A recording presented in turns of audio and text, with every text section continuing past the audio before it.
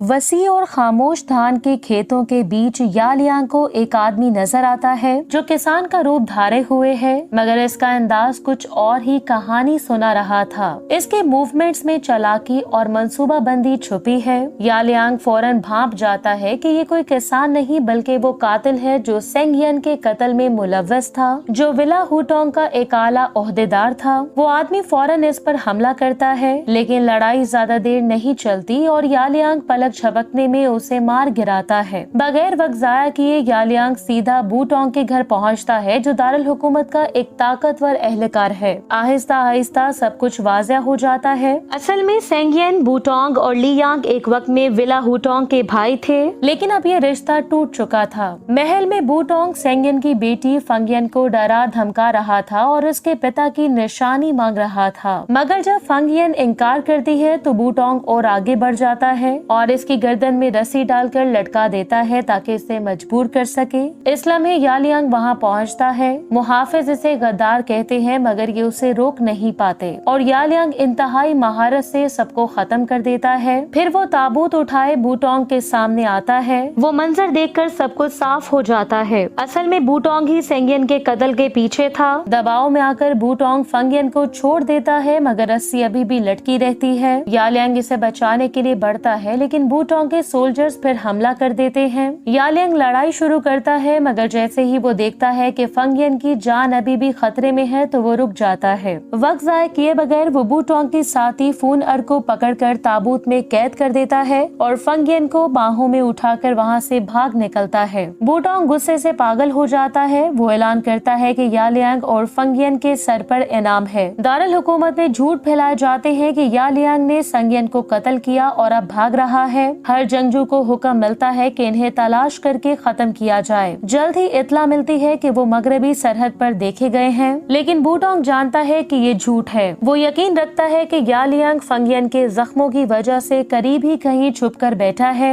वो इन्हें एक फिजिशियन के घर तक ट्रैक कर लेता है। फिजिशियन मदद करने से इनकार करता है, जिससे शक और गहरा हो जाता है। बूटोंग पैसों का लालच देता है और झूठ गढ़ता है कि फंगियन उसकी अगवाशुदा बेटी है। फिजिशियन इस पर यकीन कर लेता है और इकरार करता है कि यालियांग मदद लेने आया था, लेकिन अब वो जा चुका है। बगैर एक लम्हा सोचे बूटोंग इसे पेट में छुरा घोंप देता है। ना कोई वार्निंग, ना कोई रहम। एक और गवाह कम हो गया। दूसरी तरफ यालियांग जख्मी और सहमी हुई फंगियन को लेकर लिंगलिंग के घर पहुंचता है। वो वक्ती तौर पर महफूज है, मगर अभी भी बूटोंग के जुल्म से सहमी हुई है। फिर एक कबूतर पैगाम लाता है, जिससे ये बात साफ जाहिर थी कि बूटोंग उन तक पहुंच चुका है। लिंगलिंग यालियांग को कहती है कि वो फौरन फंगियन को लेकर खेतों की तरफ निकल जाए, जबकि वो खुद पीछे रहती है ताकि दुश्मन को रोक सके। कुछ देर बाद बूटोंग अपने कारिंदों के साथ वहाँ पहुँचता है। घर खाली देखकर वो हुक्म देता है कि पूरा इलाका छाना जाए। इसी वक्त लिंगलिंग उसे अंदर आने की दावत देती है और चाय पेश करती है। बूटोंग इस पर शक करता है कि ये जहर है, इसलिए लिंगलिंग इसे पहले खुद पी लेती है ताकि इसका शक दूर हो। जैसे ही चाय असर दिखाती है तो बूटोंग इसका मजाक उड़ाने लगता है। गुस्से में लिंगलिंग तलवार उठाकर वार करती है, मगर इसका जिस्म साथ नहीं देता और वो जमीन पर गिर पड़ती है। चाय वाकई जहरीली थी और ये उसका अपना फैसला था। बूटोंग वक्त जाया नहीं करता। वो अपने सोल्जर्स को हुक्म देता है कि लिंगलिंग को शहर में घसीट कर ले जाओ ताकि इसे सबके सामने ह्यूमिलेट किया जा सके।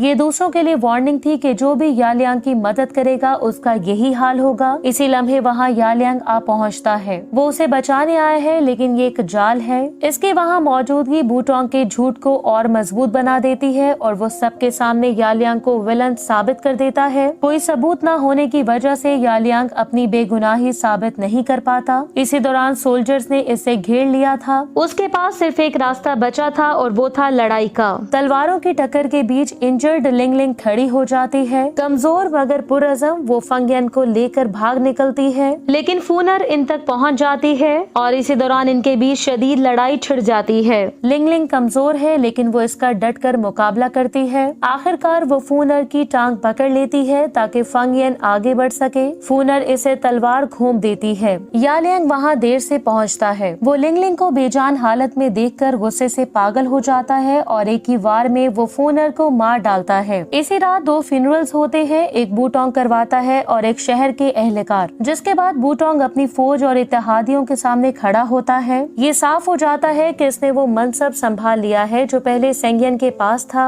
असल में सेंगियन ने मरते हुए बूटोंग के जुराइम बेनकाब करने की कोशिश की थी और वो अपने भाइयों के खिलाफ भी इसलिए खड़ा हो गया था क्योंकि वो करप्शन बर्दाश्त नहीं कर सकता था, इसलिए बूटोंग ने इसे कत्ल करवा दिया। अब ताकत इसके पास थी, लेकिन यालियांग का पीछा करने के लिए इसकी बेरहमी पर सवाल उठने लगा। बहुत ज्यादा सिपाही मर चुके थे और यालियांग के खिलाफ कोई हकीकी सबूत भी नहीं था, लेकिन वो इसका जवाब खून बहा के देता है और गुस्से में अपने ही साथी को सबके सामने कत्ल कर देता है। ये देखकर बाकी सोल्जर्स सख्ते में आ जाते हैं कि अगर ये खबर किंगडम तक पहुंची तो अंजाम भयानक होगा, लेकिन बूटोंग पीछे हटने को तैयार नहीं था। इसने यालियांग के सर की कीमत दुगनी कर दी। इधर यालियांग और फंगियन एक छोटे से टी हाउस पर पहुंचते हैं, लेकिन इन्हें कुछ अजीब लगता है। असल में वेटर एक कातिल था और चंद ही लम्हों में यालियांग चारों तरफ से घिर जाता है, लेकिन कुछ ही देर में वो सबको काट डालता है। नेक्स्ट सीन में हम देखते हैं कि पुल पार करते हुए एक बोसीदा कपड़ों वाला आदमी इनके सामने आता है। ये लियोजिन है, दारुल हुकूमत के 10 बड़े जंगजुओं में से एक। वो सोना ढूंढने नहीं आया था बल्कि बूटोंग का एहसान चुकाने आया था। असल में बूटोंग ने कभी इसके वालिद की जान बचाई थी और अब वो एहसान वापस करने आया था। यालियांग के पास लड़ाई के सिवा कोई रास्ता नहीं था। तलवारों की टक्कर जारी थी कि तभी फेंगियन सामने आ जाती है। यालियांग फौरन लड़ाई रोक देता है क्योंकि इसके लिए उसकी हिफाजत सबसे अहम थी।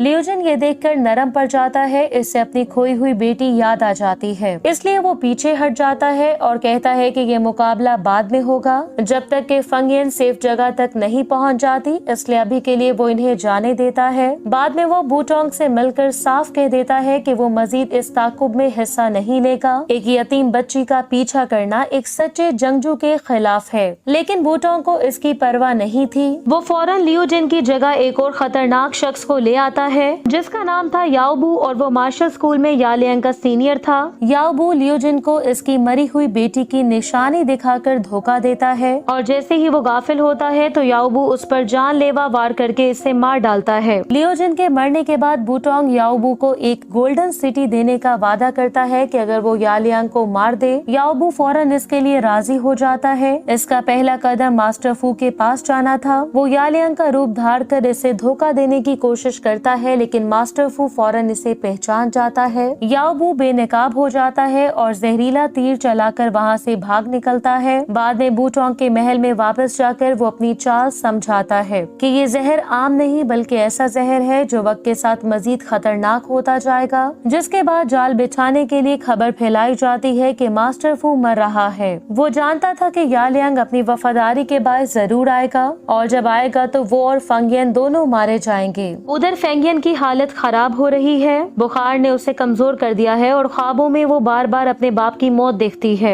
यालियांग दवा लेने के लिए शहर जाता है, जहाँ क्लिनिक से निकलते वक्त इसे सरगोशियाँ सुनाई देती हैं कि मास्टर फू शदीद बीमार है। यालियांग जानता था कि ये जाल हो सकता है, लेकिन फिर भी वो अपने उस्ताद को छोड़ नहीं सकता था, इसलिए वो फौरन वहाँ पहुँचता है। मास्टर फू बिल्कुल सेहतमंद नजर आता है। वो यालियांग का खैर मकदम करता है और बातों बातों में इसे तसल्ली देने लगता है, लेकिन यालियांग के दिल को कुछ खटकता है। मास्टर फू का लहजा, वक्त और ये कि वो पहले से सब जानता है, ये सब कुछ मशकूक लगता है। यालियांग अपने वजदान पर भरोसा करता है और अचानक वार करता है। पर्दा हटता है, ये मास्टर फू नहीं बल्कि याओबू था और फिर दोनों पुराने भाइयों में शदीद जंग शुरू हो जाती है। तभी यालियांग ने वो तलवार पकड़ी जो इसे असल मास्टर फू ने तोहफे में दी थी, जिससे वो याओबू को पीछे धकेलने में कामयाब हुआ, मगर इसकी ताकत तेजी से खत्म होने लगी। जहर इसके जिस्म में दाखिल हो चुका था, जो उसे उस वक्त लगा जब याओबू ने फेंगियन के सर को छुआ था। कमजोर और गैर मतवाजन यालियांग जल्द ही काबू से बाहर हो गया। कुछ ही लम्हों बाद याओबू ने उसे खत्म करने के लिए तलवार उठाई, लेकिन फेंगियन ने फौरी तौर पर एक चाल चली और इतना वक्त बना दिया कि दोनों वहाँ से भाग निकले, मगर ये फरार ज्यादा देर तक ना चल सका। याओबू ने इन्हें एक चट्टान के किनारे जा पकड़ा। यालियांग बामुश्किल खड़ा था।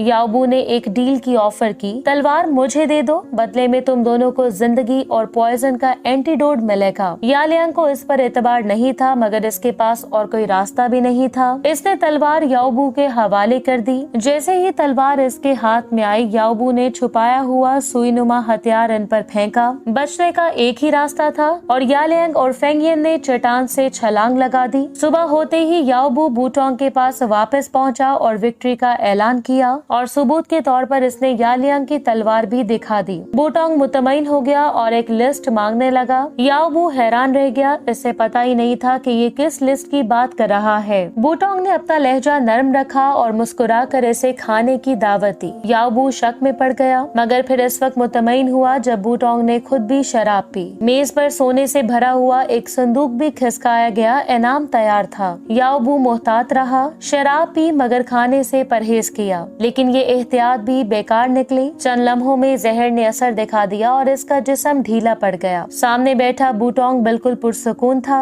इसका खाना पहले ही एंटीडोट से तैयार किया गया था। जाल मुकम्मल था जो कि काम कर गया। इधर दारुल हुकूमत से दूर यालियांग बच गया था और इसे बचाने वाला कोई और नहीं बल्कि असली मास्टर फू था। सेहतयाब होते हुए फेंगियन ने सब कुछ देखकर आखिरकार इस पर भरोसा कर लिया। इसने वो लिस्ट उसे दे दी जिसे बचाने के लिए इसके वालिद ने अपनी जान कुर्बान की थी। सच सामने आ गया। सेंगियन ने ताजिरों के इस ग्रोह को बेनकाब किया था जो बूटोंग के साथ मिलकर गैर मुल्कियों को माल स्मगल कर रहे थे और सारा मुनाफा इनकी अपनी जेबों में जा रहा था। सेंगियन ने ये सब कोर्ट तक पहुंचाने की कोशिश की थी, लेकिन बूटोंग ने इसे खामोश कर दिया। अब सबूत हाथ में था मगर जहर ने यालियांग को कमजोर कर दिया था। बदले के सफर पर निकलने से पहले इसे दोबारा ताकतवर होना था, इसलिए मास्टर फू ने इसकी सख्त ट्रेनिंग शुरू करवाई, जिससे दिन ब दिन दर्द सहते हुए इसने अपनी ताकत और हिम्मत वापस हासिल कर ली। लेकिन फेंगियन के लिए सब कुछ बदल चुका था। यालियांग अब इसका मुहाफिज नहीं बल्कि इसका आखिरी सहारा था और इसे दोबारा खतरे में भेजना इसके लिए सब कुछ खोने के मुतरादिफ था। सुबह सवेरे बूटोंग एक आला शाही एहलकार से खुफिया मुलाकात करता है, एक पुराना साथी जो उस लिस्ट की हकीकत जानता था। लेकिन इस बार इस शाही एहलकार ने लाइन खींच दी कि अगर फहरिस्त आम हो गई तो इसकी प्रोटेक्शन खत्म हो जाएगी। बूटोंग ने इसे यकीन दिलाया कि यालियांग और फेंगियन मर चुके हैं, लेकिन ये झूठ ज्यादा देर न चल सका। एक सिपाही अंदर आया जो कि ये खबर लाया था कि यालियांग जिंदा है और इसके पास लिस्ट भी है। बूटोंग अब इसे खुद मारना चाहता था, लेकिन शाही एहलकार खौफजदा था। इसने हुक्म दिया कि अगर बूटोंग नाकाम हुआ तो इसे फौरन कत्ल कर दिया जाए। लेकिन जाने से पहले बूटोंग ने इसे चाय पेश की, अपनी खास चाय जो कि इसी लम्हे के लिए तैयार की गई थी। इसी दौरान यालियांग ने धमाका कर दिया। इसने फहरिस्त सबके सामने रख दी जिस पर बूटोंग से जुड़े ताजिरों के नाम दर्ज थे। ये देखकर शाही एहलकार का वफादार सिपाही इसे गिरफ्तार करने बढ़ा, लेकिन बूटोंग ने झट से इसे कत्ल कर दिया। ये एक बार ही इसके जुर्म को साबित करने के लिए काफी था।